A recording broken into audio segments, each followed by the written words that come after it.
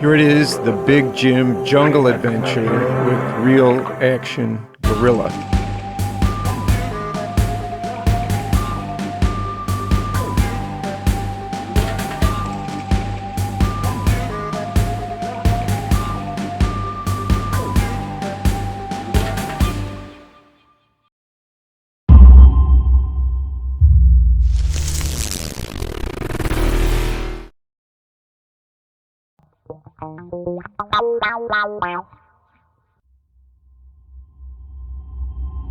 So you find out in this adventure, Big Jim's goal, he's not hunting this gorilla as it is, but he's out to capture the gorilla unharmed.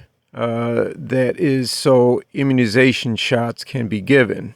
You find out here this gorilla is living in a wildlife sanctuary. So after it gets the immunization shots, the gorilla will be released back to its freedom. This box set included no Big Jim figure, but you got the gorilla, the net, and the net launcher, and some really cool graphics on the box. Those were the key items, and then the basic storyline in your imagination would keep you fired up on this set. So I'm taking a closer look here first at the net launcher. Those black plastic weights that attach to the two corners of the net have a molded in notch to set into place on the launcher. And I'll take a closer look at that here in just a minute. The net launcher mechanics somewhat resemble a crossbow design in a few characteristics.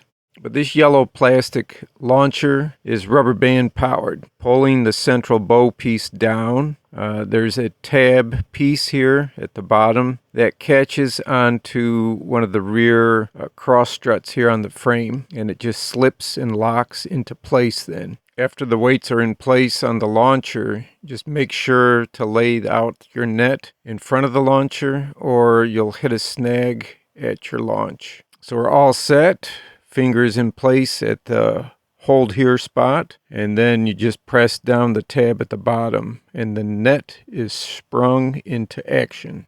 There's a little bit more of a detailed view and look here at the actual net itself. The central part of it is rectangular, and then you have in the two corners longer woven sections where the black plastic weights attach.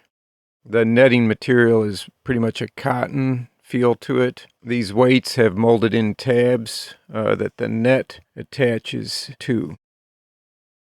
Now it's time to take a detailed look here at our ferocious real-action gorilla. First off, you can see the height comparison here between Big Jim and the gorilla, and it looks to be a pretty fair challenge size-wise. Detailed face with gap jaw and teeth exposed. You got muted colors of the mouth, and the eyes look enraged with the reddish-brown accents.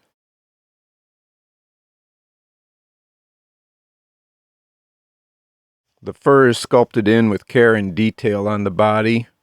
There's a toothed wheel in the back that makes the arms swing, shoulders rounding up and the arms dropping. Molded into the back are Mattel's copyright of 1973 and the place of manufacture, Hong Kong. The bottom feet of the gorilla are flat and smooth with no markings. A very interesting thing to note here, this same gorilla in a different paint features was used recently in the Brazilian version of G.I. Joe Falcon in the Safari in Africa set. That's made by Estrela, which also brings in a comparison to the G.I. Joe Pygmy Gorilla. Both of these are about from 1973 in production.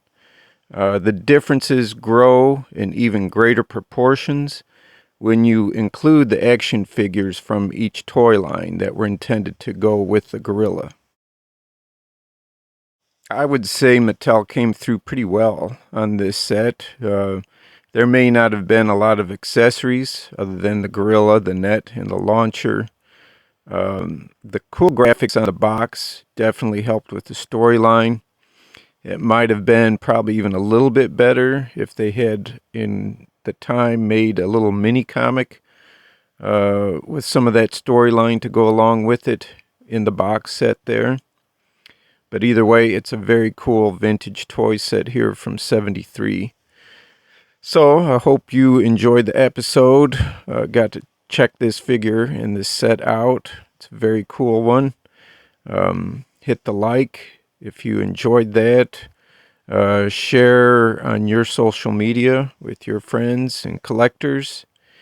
And be sure to hit the subscribe button here for future updates here on Toy Tinker Tim. And as always, thanks for watching.